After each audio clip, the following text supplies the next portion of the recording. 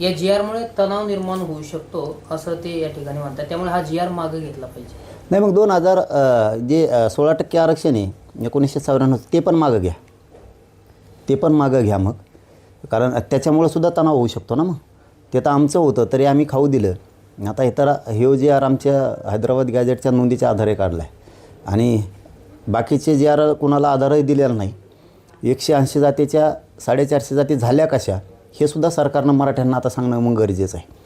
जर आता छगन भुजबळला ओबीसीचं वाटोळंच करायचं आहे, त्याने जर ठरवलंच तर मग मराठ्यांना, दलित मुस्लिमांना, आदिवासीला, आम्हाला ह्या लोकांना माहिती पाहिजे आता की 180 जातीच्या 350-400 जाती झाल्या कशा.